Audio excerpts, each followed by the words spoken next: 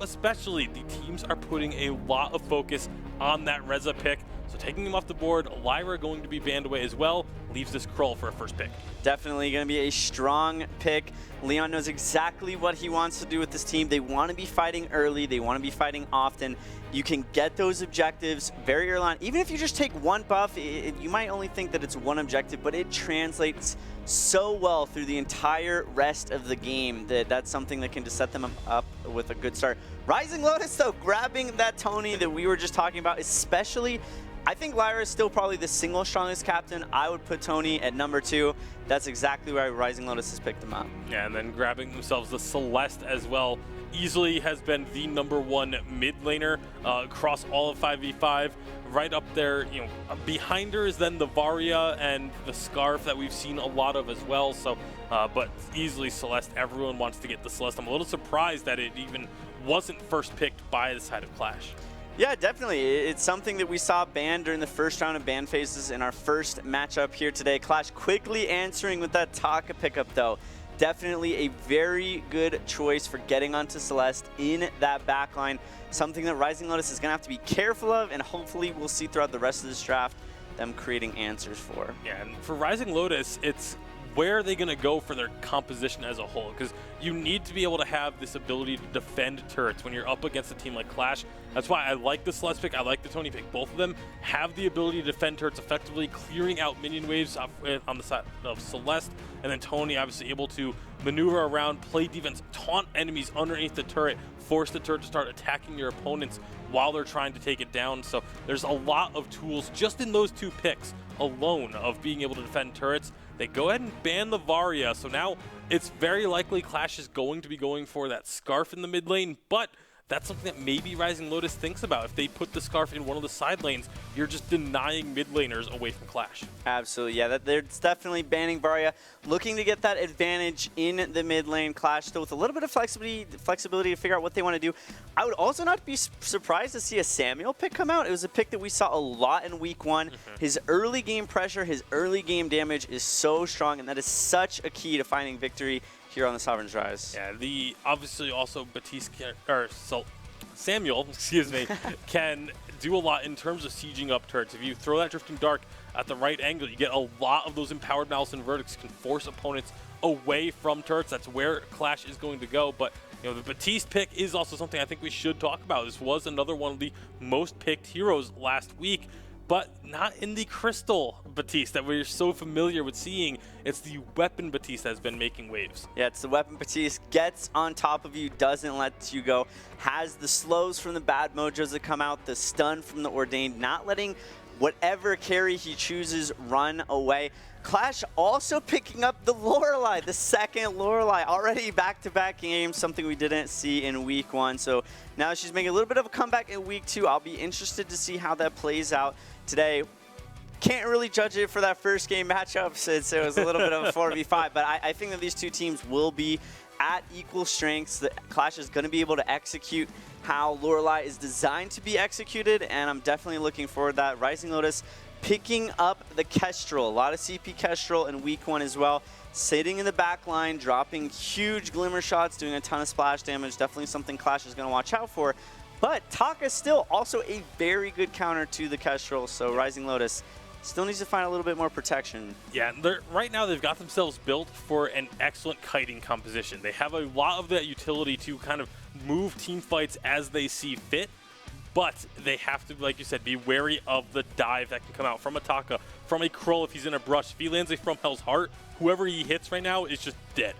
Unless it lands on the Tony. That's the only kind of target that has any sort of real heavy durability in the thick of a team fight. So it's a very high-risk, high-reward composition from Rising Lotus, but I think this is what they have to do. Looking at the way Qlash played last week, you need to play a composition that is this style if you're going to counter that heavy aggression that Qlash tries to bring. Another Skye coming out. We saw Weapon Skye in that first game.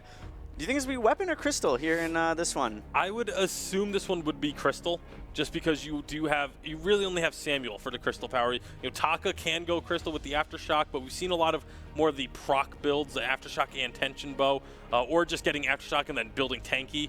So it's not really going to be a ton of crystal damage. Kroll is obviously going to be weapon damage, and then you have Samuel, like I mentioned, who's going to be crystal. So it could go either way, but I would expect to see the crystal damage come out. Absolutely, yeah. I think that makes a lot of sense. Rising Lotus still working on their final pick. They haven't quite figured it out just yet, but hey, that's all right. There's a lot going on, a lot more moving pieces, things a little bit harder to coordinate. They definitely want something. I really like the ban out of Qlash on the Rona. I think Rising Lotus needed that tanky frontliner to help peel even further for some of these squishy backline carries. So I think that was really smart on the side of Qlash. Rising Lotus going with the Fortress. I actually really like that. It can definitely be a very effective pick with the attack of the pack. Going against Samuel and Qlash, definitely going to need to watch out for that. Yeah, it was a pick that I was a little bit surprised by, though, just because I was expecting something bruiserish. I was expecting a Catherine or an Arden flex the Tony into a weapon roll or something of that nature. But with the Fortress there, it's again, I'm not too sold on it because it kind of goes against everything else that their composition is about. Had a little bit of suspense there at the end with the countdown, getting down to it. But we got our picks, we got our bans. Guys, which players are we going to be watching now that the match is just about to get underway? Tasty, let's start with you. All right, for me, I'm going to be looking for Qlash Carroll. Coming into this season, this is his first time on a starting roster. He was a sub all of last year, finally gets this opportunity to showcase himself, and he showed up in a big way last week, playing in this jungle role, playing this alpha especially, was so aggressive. Or against the alpha in game 1, played as the alpha in game 2, and was just super, super aggressive, making plays happen for his team. He was constantly diving in deep, being the one initiating a lot of their team fights. So looking forward to seeing him continue to bring that kind of pressure to the table. Yeah, the jungle role is so important to making sure that these teams are setting up these team fights. They have to be the one confidently going in, especially when you're playing in a diver bruiser composition. But on the other side of things for Rising Lotus, Keanu Nakoa. Huge changes for him personally. In 2017, we saw him playing the captain role. It looks like in 5v5, he's starting to get a little bit more comfortable on the jungle role. I think that he looked a little bit shaky in that first weekend. Obviously, for anyone switching to a new position, it's always going to be a bit of a learning curve. He definitely has a lot of room for improvement. I fully expect him to be bringing it even harder today, especially with as tough of a matchup as Qlash is going to be. He's going to have to bring it today if Rising Lotus are going to stand a chance against Qlash. Try and give Qlash their first defeat of the preseason. It's going to require more than just Keanu Nakoa, but definitely you need to have your jungler going aggressive, going into the enemy team's jungle, stealing away camps, going into these lanes, disrupting your opponent's farming tendencies. You need to be just causing disruptions across the map. Right, so talking about Rising Lotus, we haven't touched on their preseason a ton yet, so they're still looking for their first win. How do they pull off that upset? It's going to be about defending the pushes. We know that Qlash is going to be aggressive. We know that Qlash is going to be looking to group up, take down turrets. How you answer this is something that, is really going to be a big storyline, I think, for all of preseason, is how teams decide to answer those heavy 5-man rotations. There's really two major schools of thought on how you actually deal with it. One is as soon as you see your opponents grouping up as 5, you do the same thing on the opposite side of the map and just trade blow for blow.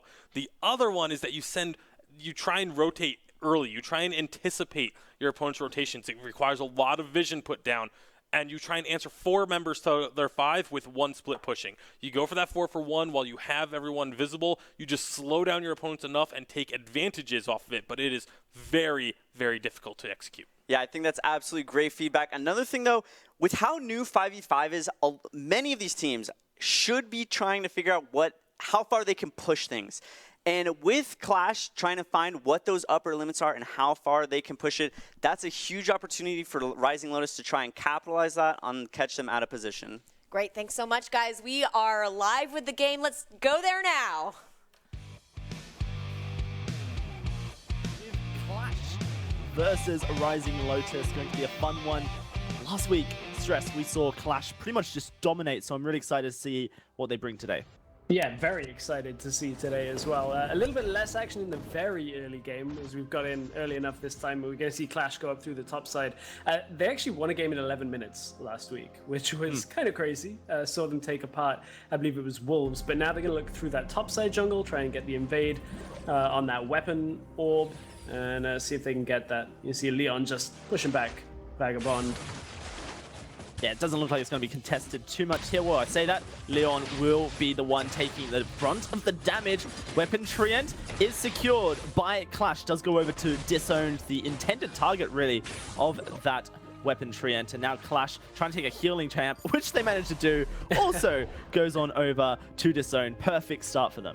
Yeah, perfect start. And I think when you look at a player that Qlash are going to be relying on, Disowned could very well be the weapon that they use to take apart Rising Lotus, because one of the weaknesses Rising Lotus have had is that they've been playing these compositions that are a little bit more kite focused, a little bit tougher to pull off, but they don't really group together effectively. They get picked off in their 2 games last week, and you know, if a target gets a target that's picked off and it's a squishy and you can get all of their health down, well, that's exactly how you snowball a game.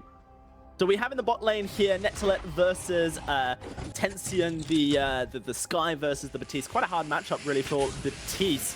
Carl on this Cruel pick. Legitimately, if you type Carl into Google Images, a picture of Cruel comes up. This guy is Cruel in real life. You can go try that out. I'm not even kidding. And so seeing him on Cruel is a treat. This guy really does play that well. But the one thing about Qlash that I think makes them such a strong team is their mid laner here, I'm the Doom. Everyone knows I'm the Doom because he was potentially the best jungler. Speaking of jungle, it's Carl with the gank.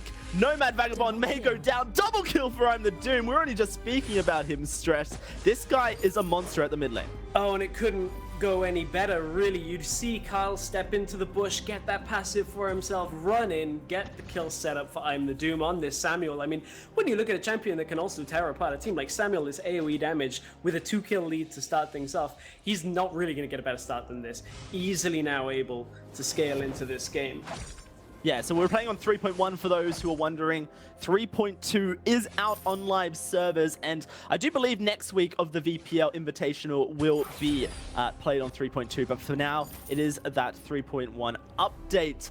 And talking about I'm the Doom in this mid lane, everyone who knows I'm the Doom will recognize him as a jungler in the previous iterations of his professional career, but he's transitioned into the mid lane here, which is quite exciting. We'll talk about it in a second because Leon is currently fighting for his life up in the top lane. Disown comes in just to try and peel him away, but Keanu won't let them escape that easily, or at least he won't try. There it is, Prime Directive onto Leon, goes onto Disown, but Leon going to lock him up with a fish food. I'm the Doom rotating down, throwing the Drifting Dark out, and that's going to keep Leon alive. Splitting up and then utilizing a lot of Lorelei's speed and then disengage capabilities. I'm glad you're talking a little bit about I'm the Doom and his past. I mean, one of the things when you look at a player that has played in, you know, challenger level across multiple games, you have to look at map awareness as one of the key things. That and macro play go hand in hand, and you can see I'm the Doom was right there, able to rescue his teammates, make sure there was no kills that go from that. It's still a 2-0 kill lead, and both of them are on I'm the Doom himself. Yeah, for sure. He's providing so much map pressure from this mid lane. It's something that the mid lane has so much power to do because of the river mechanic flowing outwards from the mid lane towards the side lanes, and the speed buff that you get when you do run down that river out of combat. It makes for some really interesting ganking routes. I'm the Doom now with the Drifting Dark. Nomad Vagabond going to block it on up. Good fish food will lock him up and punish him back under his turret, but right now it's just immense pressure coming out of Team Qlash. Oh, the Solicitude was maybe being a little bit greedy, sticking around in his jungle as I'm the Doom moved out, and that's one of the reasons, as you're talking about the pressure around mid, that we see these push-heavy mid laners very commonly in the draft. The likes of Celeste, then you ban the Varia as a matchup that can kind of counter that push. It's so important in MOBA games to take control of this mid lane and then get the jungle entrances around. Just take control of everything that you can, and suddenly you can work with so much more of the map. Yeah, for sure. Right now, it doesn't feel like Rising Lotus has a foothold in this game yet, and when you have heroes like Alpha, you really do want to get ahead early. Cruel can just be so dominating. Solicitude locked up in the fish food. This could be him dead. I'm the Doom blocking, escaping the core collapse, throws the Oblivion out, but it doesn't quite find a target. And this continuous rain of Malice and Verdicts onto Solicitude Celeste is really providing some issue. Keanu Koa moving up to the top lane, trying to relieve cracks just a little bit, but Disown just runs away and doesn't even provide it. In fact, Disown dives in knowing full well that Keanu Koa was still around, doesn't care. Yeah, knows he's got that level 6 as well, can just go aggressive if he wants to. One thing, talking a bit about the pace of the game and talking about how Rising Lotus don't necessarily have a foothold, is this Baptiste, the weapon power Baptiste. It's a lot later on into the game, I feel, from watching it. You need a couple of items to get that attack speed, to combo it with that passive when it starts really hurting later on in the game in fights. Like, Baptiste, to me, when I play it and when I watch it in VPL last week, just doesn't seem to have the same bite early on. You need to wait a little longer. Yeah, his Crystal Power variant very strong in that early game, especially when you get level 6 online, but right, you say, doesn't really have the strongest of weapon power ratios, so it's all about getting those items so that you can be a threat and then use your Reap passive to really amplify your damage in those team fights. Currently, Qlash pressuring this bot lane. Carl going to come in onto Tensian, and that's going to be a kill going over. Qlash find it, Carl smites it, and the turret will fall as well. Just enough. I say just enough, a lot of damage coming out to clear that tower down in order to keep him alive. And that's one of the great strengths of Cruel. You move in, you get the health back when you use the second ability, easily stay alive under the tower. Now there's a Crystal Treant fight. I don't know how Leon actually does that. got it himself.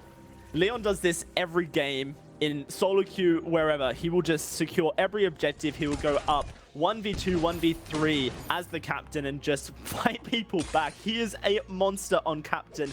Leon, you know, one of the best carries in EU for quite some time. Definitely a superstar. Now in that captain position, potentially a shock to some people's systems, but he plays it so well. It's really a treat to watch. Nice little stop by Solicitude. He did, of course, see him under the tower. Disowned, meanwhile, while everything else is going on, takes down a kill and a tower for himself on the top side. So we talked a little bit about how Disowned was going to be one of the carries that really opened this game up, and he's fitting himself into that spot already, way ahead when you look at exactly how much gold he's generated, especially with that kill now on top. Like, this is now a pick that is going to roam around and look for kills. Here it comes. That's turret down, and there's no defensives to keep them alive. I'm the Doom finding the kill. Can he find it? No, I thought he would. That's going to be everyone just walking away, sitting on minimal health. I'm the Doom tags a one-shot, but he's going to be fine to walk away from this. And Qlash happy to disengage the fight. 4-0 with so many turrets already taken. At this point, it looks like Rising Lotus is trying to play snipers only, while, you know, Qlash are wanting to just go tower diving the entire time. It's exactly how they played out last week in their 11-minute, 25-second game. Like, you get a lead, you continue to pressure, you get as many objectives as you can and open that map up. And then once you can get the Ghost Swing, just start grouping and fighting. And you know your enemies are a lot squishier, you can just get the kills quickly and continue to snowball. So let's quickly talk a bit about the massive role swaps that Qlash has had. All these players pretty much played in different roles. So you had Nettolet, who used to be captain for Fnatic, now in the lane. One of his main roles previously before joining Fnatic. I'm the Doom used to be jungler for Mouse, moving to mid lane. For those who don't know, I'm the Doom, Challenger League of Legends mid laner. So quite the threat really as Vainglory turns to 5v5. Disowned used to be captain for Team Qlash previously, but he was a fearsome carry before then, so having him in the carry position makes so much sense. And Leon, of course, that captain change. Everyone's switching roles for 5v5, but it's working so well as they push up the top lane. Keanu Nakoa gets popped into his reboot and finds himself dead. Good Fearsome Shade will disengage the fight for now, and Leon will lose his life because of it. One-shot tags Nettolet, and it looks like Solicitude wants to get into the fight, but really, Qlash have just already disengaged this one. There's nothing Rising Lotus can do to chase. That's exactly the 5-man group the analyst desk were talking about. You just get 5 people, go to one of the lanes, push down 2 towers in the end of all things. Now there's an armory exposed, and you can see Qlash know exactly how to do it. They were way ahead of the curve on Rising Lotus, but then you have to commend the defense. There is a lot of AoE long-distance power on this Rising Lotus team, and they were able to get a kill, deter Qlash, and also delay the Ghost Swing play so much that they're actually looking for it themselves. They have that Baptiste. They can actually do quite a lot of damage quite quickly here. If they can secure this, this might be the turning point. Yeah, that's Ghostwing going down, and an engage comes out of Nomad Vagabond, knocking Disowned away. It won't be the fight breaking out. Rising Lotus were looking for it, though. They also find a turret with a push with the minions in the side lane as well. So gold is coming back into Rising Lotus's system, but at a 7k deficit, you have to wonder if it's too little too late. Right, because now Qlash, realistically, what you do is you don't take the fight head on unless you can find a pick, somebody on their own, because now Rising Lotus likely to group as 5. At this point, start exploiting the side lanes if you're Qlash. Now here comes the fight in mid lane. That's a lot of damage down already. Yeah, Leon is going to be half health. I'm the Doom even. Leon stopping the fight up is a good Captain Will, but Rising Lotus with this Ghostwing just continuously putting the pressure down. Keeping Qlash in the mid lane so that Armory exposed in the top doesn't become a problem. I'm the Doom trying to kite back Yannico, but Yannico going to pop his ultimate. Here comes the Fearsome Shade. Not going to really have any impact here. Qlash kiting and fighting with that Malice Verdict range. Looks like it is going to be Rising Lotus pushed off here. That Ghostwing buff about to expire as well. Really not finding any use for it. And that's the moment Qlash will go back aggressive. It's exactly what they were looking for, is just hold them at arm's length while we don't want to take the fight while the buff is active, and then we go back to it. We look for that mid lane tower, you look for that bot lane tower, because look, minions are starting to stack up down there. So it's kind of just a good avoidance tactic while the enemy have that buff that you don't want to fight them with. Right now, Qlash looking to invade into the jungle here. Solicitude trying to secure that Crystal Treant, but he wasn't able to with the Solar Storm, and now he may have just found himself caught out by a Tucker. What's Celeste's worst nightmare? It is, of course, Tucker, and it is going to be Solicitude caught in a sticky position.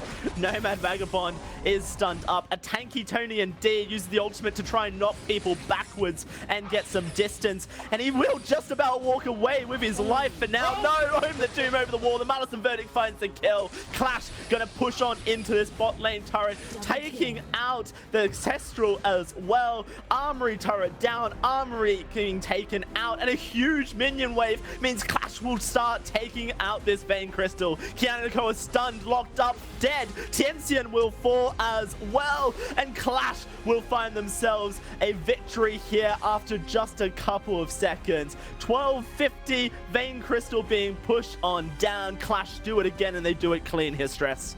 Trying to speedrun their way through the VPL Preseason Invitational. 11:25 on the clock last time, just around 13 minutes on the clock in this game. Another really convincing performance from Qlash, using beautiful map plays to catch out Rising Lotus when they were on their own. Fantastic stuff from Qlash once more. They are certainly one of the scariest teams in the world when it comes to Vainglory 5v5. And as we continue to witness their rise in Europe, I'm very excited to see what happens. Fantastic game, but let's throw it back to the desk to break it down further. One of the scariest teams in the world. Another exciting